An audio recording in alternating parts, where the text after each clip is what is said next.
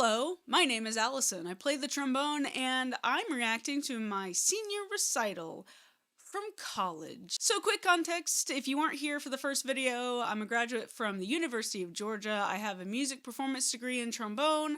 This is my senior recital, before which I was very nervous. I started out with the David Concertino, and that was absolutely wild. What a crazy way to start a recital. And now today we're going to be listening to two pieces that were in my recital. These are kind of the two I don't really remember. And in fact, one I completely forgot I even did that, and I also don't remember who I played it with. So that's going to be something. Anyways, first up is Hommage à Bach by good old Bozza. Bozza, if you want to get super fancy. Forgive me if I botched it. And we're just kind of going to get right into this thing. Let's do it.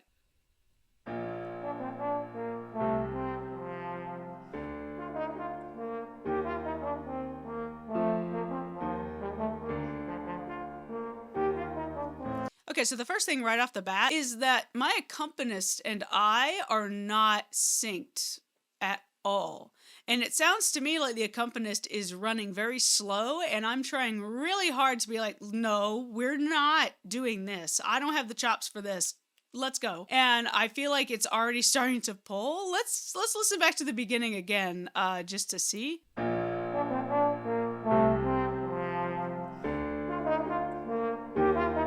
trying, and this pianist is just like, nope, I will hit these notes when I feel like it. And I'm like, please. It's so slow. It's getting slower over time.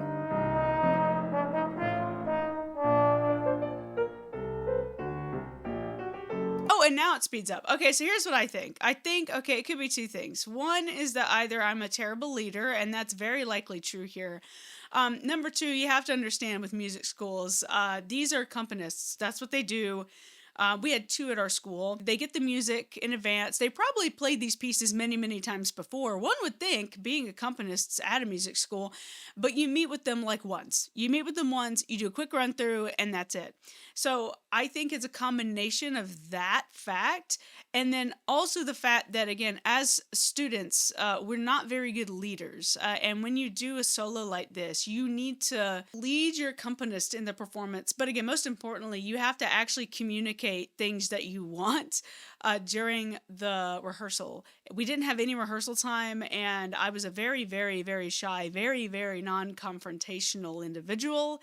I still don't really love it, but when it comes to collaborative efforts now, I'm much better about expressing my actual ideas. So this is just kind of painful. Like, I can tell I'm miserable right now, but we'll see how it picks up.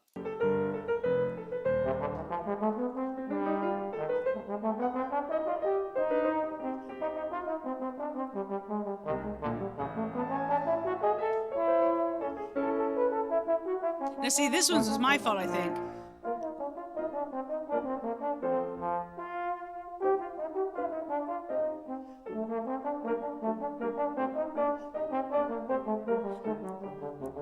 I think we're finally starting to settle on the tempo. I think I dragged a little bit.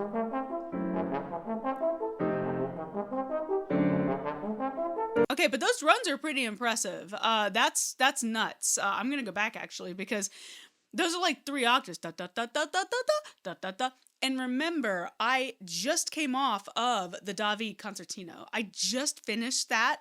That was my warm-up. So you could tell maybe I'm already chopped out. That's nuts. And one other thing about this, and I think doing this on trombone specifically is kind of a big deal, because this has got to be so, like, graceful, I guess. This has got to be very gracefully done. Articulation is such a huge deal for trombone. It's such a huge deal. If you can't articulate on a trombone, you're not gonna succeed. You're just not in this style of playing, at least. It won't happen. You will sound like the sea of just regular people. And if you really want to excel, you have to be clean. You have to be so clean. And I really think that in terms of cleanliness, I'm doing really, really well. I do think there are a lot of figures in here that are, I suspect, to be slurred and then tongued figures. Dot like slur, tongue ta da di da da da. And what I probably should have done is I probably should have done a little bit better with the articulation in general. Like the slurred notes could have been either natural slurs or I could have dawed a little bit more softly. But I also think that one really great trick for this kind of playing is taking the tongued notes and basically making them even more staccato than they really need to be. And it gives you the illusion of a slur, even if it's not really there. And I think I probably could have dug into that a little bit more here, possibly. I do think maybe I should have slurred a little bit more dramatically, though, overall. Okay, let's go back and listen to those runs again. Bup, bup, bup, bup, bup, bup, bup.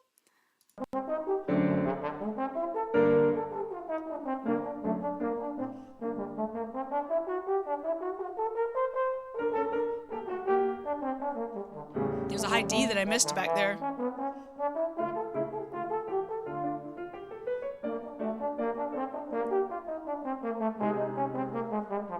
Like it's happening. The slur and tug, tug, tug. It's happening.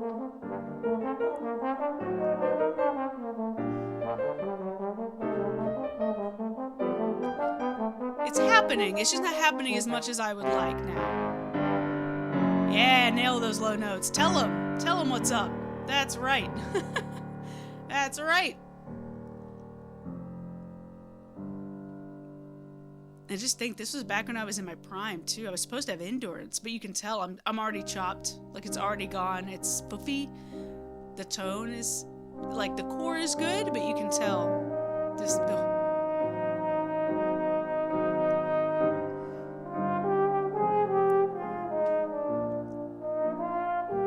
I'm trying to push that tempo. Please, just get this over with right now. I'm not saying that was the right musical decision, by the way. I'm not saying it should be fast, but I really needed to be through with this. Desperate.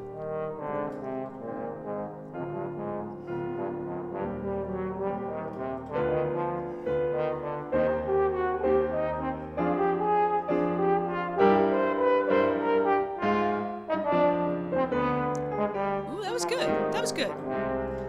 That's good. And the low range, of course. A lot of good ideas in that, honestly. Like shaping, again, it's still good. It just needs to be more. And I do think things need to be connected more than they are here. I think it's a little bit, every note has its own little trail. And things need to flow more as phrases rather than just notes. That's something that I've been trying to work on in my own playing even now.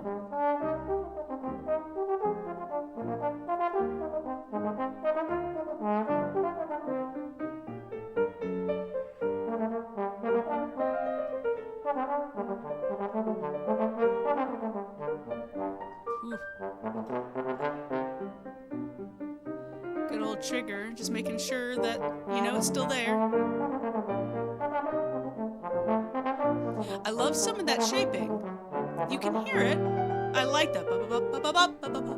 That's good. Ooh, that's good.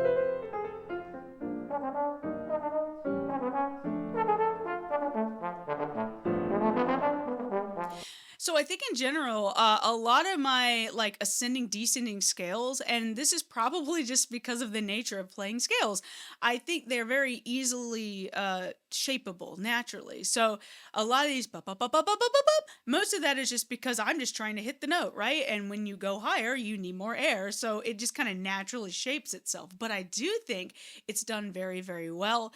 Again, mad props to me. I still think my playing is quite clean. Quite clean for somebody who really did not get told any of this stuff when I was growing up. You may not know, I didn't have private instruction basically until college. I had no regular instruction at all until college. Zero. I didn't have YouTube back then because I'm old. No YouTube. I met a private teacher like once every year, literally one time.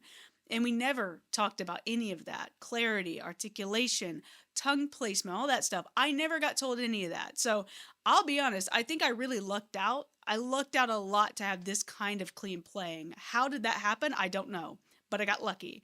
I do think in a lot of these figures, da-da-da, da-da-da, da-da-da, I do think those could be shaped a little bit, pa-da-da, pa-da-da, pa-da-da, like give it a little push. That could have been pretty cool. If I wasn't so checked out by this time, I might have actually done that. Maybe. And then, of course, again, the low playing is honestly better than I expected down here, especially after the David. I was kind of expecting this to be a train wreck, but it really kind of isn't. Like, I'm struggling. I think we can all agree I'm struggling a little bit in this, but I mean, I'm hitting stuff, and even this far into the piece, like, I'm still trying. It's very obvious. I'm still trying. I had this thing that I was gonna do, and by golly, I'm gonna try to do it. Did it work every time? No, but it's going, it's going. And speaking of, let's keep going.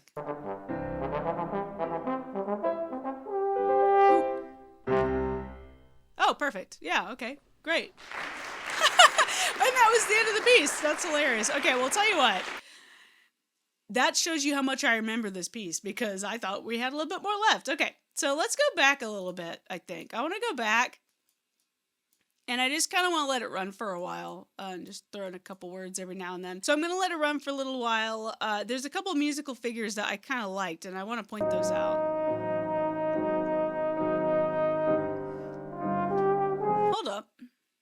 Hold up.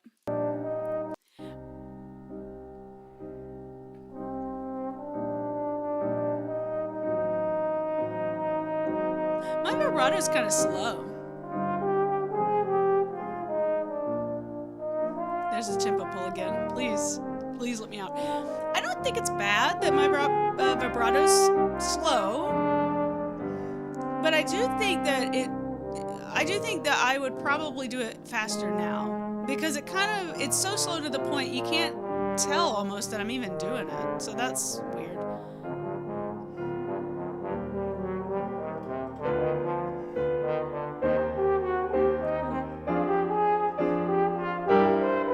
Jump was mean. E flat in the staff, and then you just leap up to a G out of nowhere. I mean, it's not that horribly difficult for a pro, but that's taxing. That's taxing.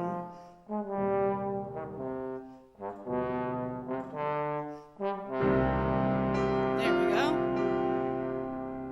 Isn't it funny that the second movement ends on this C, just like in the David? That's funny.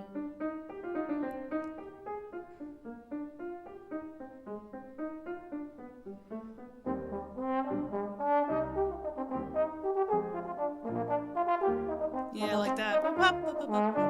Yeah. That's cool. First couple notes of this movement were actually really good too, I think. We're just still fighting over that tempo.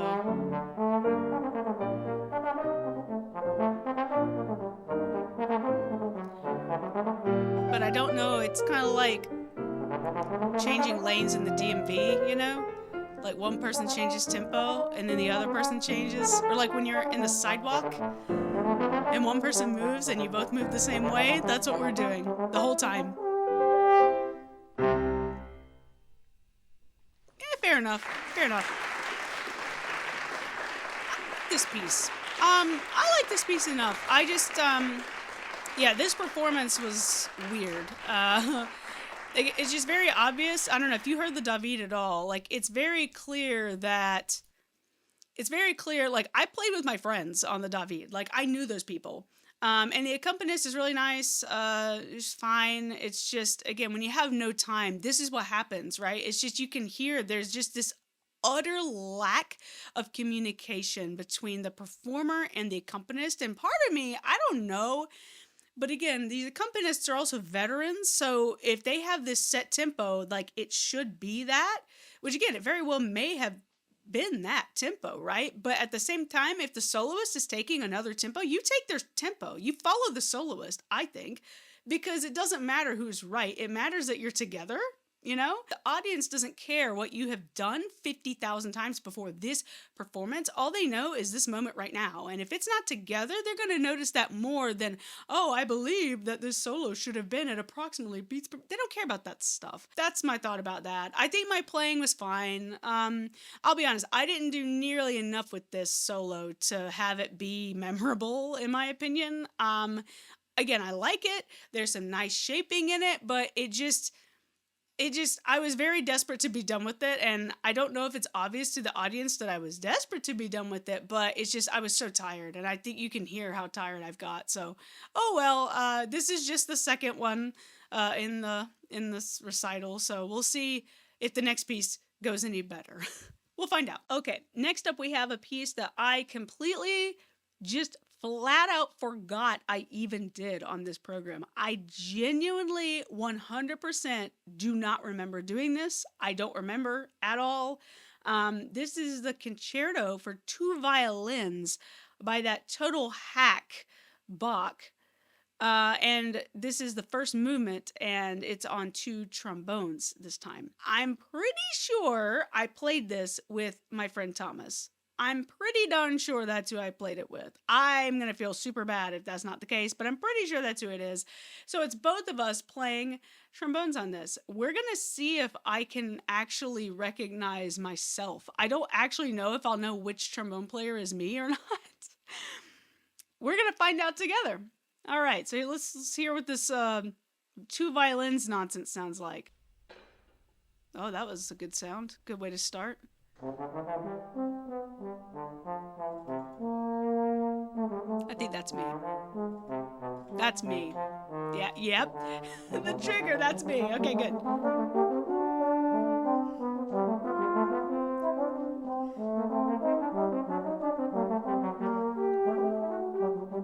Okay, here's my first immediate thought. I play a lot better when I'm playing with other trombone players. I just like trombone better than the piano. I think that's what it is. That's some good playing, and I want to hear that again. That was really nice.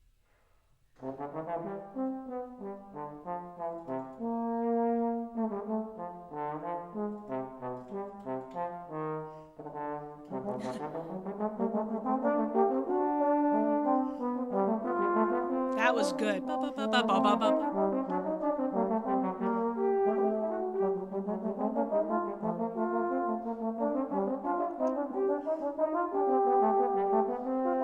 Can you tell what kind of music I like to play the most?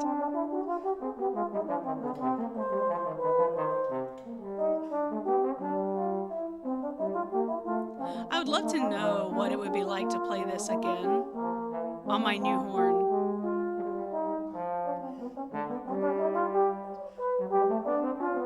So one interesting thing I'm hearing a lot, there's this figure, bum bum ba da dum. It's a little trill figure, ba ba ba. And I'm noticing that playing it, I'm trying really hard to just double tongue and move the slide in a half step. Ba D E flat D da da. And I'm going dig it up, but it's not really working. It's not working. It sounds bad. It sounds weird. And what I would probably favor now is even if I think it was so bent up on those two pitches needing to be the exact pitches written that I was just trying to make sure those were there at the expense of the effect overall. And so what I would probably do now is I would probably play the D, of course, that's the most important, but then instead of trying to just double tongue a weird grace note, I would probably just do a little like mouth-shaped ditty, da, like da, ba, da, da, ba, ba. And yeah, it would sound a little hokey, but I do think that would give the intended effect. And if you do it quickly enough, I do think that would sound better overall. I think the runs and stuff are sounding great. Again, I can't preach it enough. Clean playing is the most important thing if you want to sound good in this style of music on the trombone. You gotta be clean, and this is nice. Again, but from before, some of the natural shaping is happening just because it's naturally shaping, but I like this, and especially that first one, ba ba ba ba ba bum, ba da ba ba ba bum, digging into that G and really pushing down and back up again is really nice.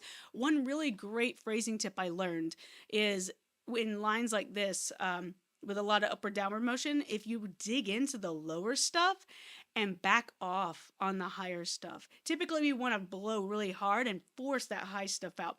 But if you can play the higher stuff with that just really light finesse and then really dig into that lower stuff, it really is effective. And even that step alone, it kind of adds a lot of maturity, I think, to the phrasing. Why? I don't know.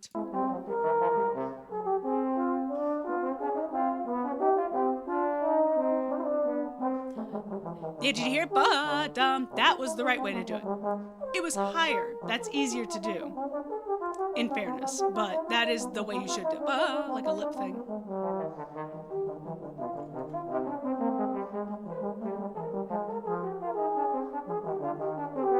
Big props to Thomas, by the way, assuming that's Thomas. I don't know if you could tell, but his tone it's a little bit rounder than mine. A little bit warmer, I think, maybe. But I do like my sound. It's got a warmth, but it also has that brassy edge to it, I think. Especially the starts of the notes. I think that's quite nice.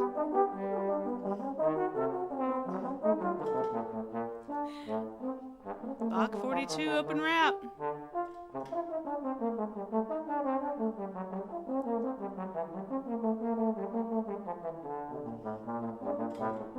Getting my shires was the best thing I ever did, honestly. To finally get rid of that Bach, which again, great horn, but that trigger needs to be replaced.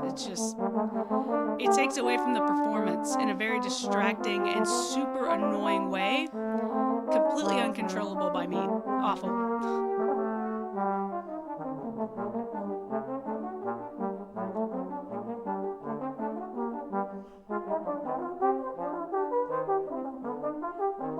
I like how I gave Thomas the super high stuff. You can do all those high C's. I'm good. You do those.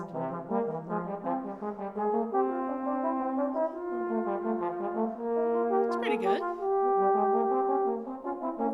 All the phrasing should be done twice as much. But the flexibility that you need for pieces like this is absolutely insane. It's just all over the horn, and for brass, that is such an unforgiving thing. This would be such a cinch on violins or woodwinds even. But for us, this is very hard. Especially the arpeggios. It's just relentless, you know? It just never stops at all. There's no room to breathe at all.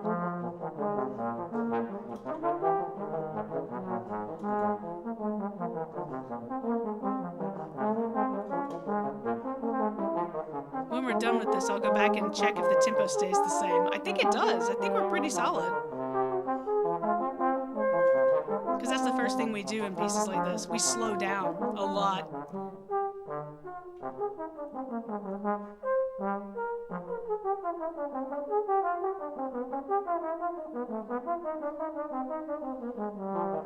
Nice job, Thomas.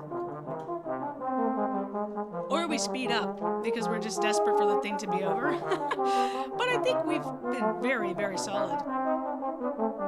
But that's because it sounds like two musicians who have practiced together a lot and communicated with each other. How about that?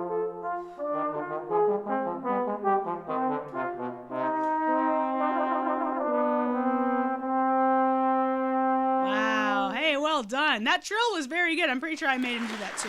Hey, not bad. Not bad. Okay, now quickly, let's check the beginning and see how the tempo was. Oh, we slowed down a lot.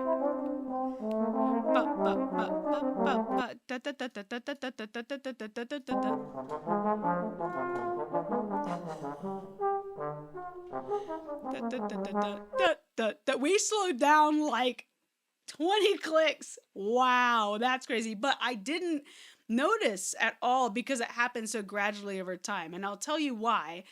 Is because, again, this kind of piece is just so unrelentingly taxing for us. We're doing, I hesitate to say we do more work than violin players, but I kind of feel like we do because we're moving more. We have to move a greater distance with the slide all the time. The thing is bigger, but again, it's the breathing. And I think what happens with stuff like this, because it's so unrelenting all the time. There's no breaks at all, pretty much for anybody.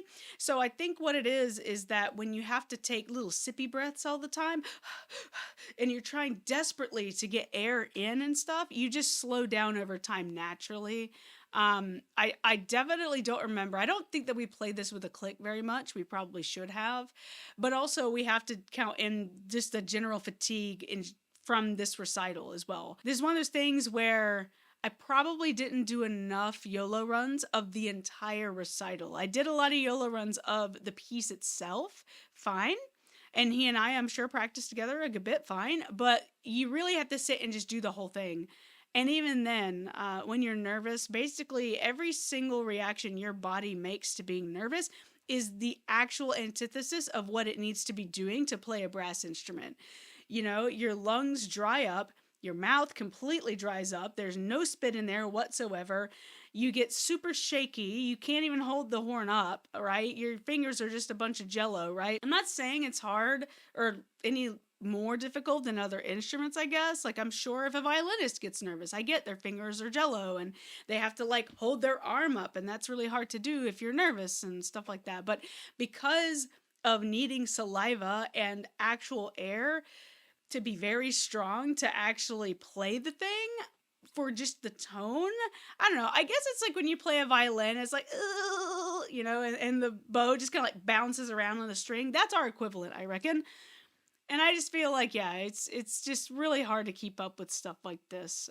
But overall, I think besides the tempo drop, I do think this was a pretty good performance. And if I did this today, I definitely think that I would. First of all, I would play it on my Shires and not that Bach anymore, because on my Shires, I don't have to work nearly that hard. And also on my Shires, I actually have learned, along with my mouthpiece, which is Great Black, I've also learned how to actually play low stuff the right way and in a very efficient way, which I did not do here. So I would play it on my Shires, and I would do so much more shaping stuff just in general. I think there's so much good stuff in here, but, you know, considering I just didn't care at this point. Again, it's fine. Not the best one on the program at all, but passable. Why not? So that's it for today. If you have any comments about any of these pieces, leave comments. If you have any questions about trombone stuff, leave comments about practicing or gear or anything like that. If there's any kind of video you'd like me to make or react to, leave it in the comments if you like. And I'll see you real soon in the next one. Next piece is going to be the Larson. That'll be a fun one. All right. I'll catch you next time. Bye.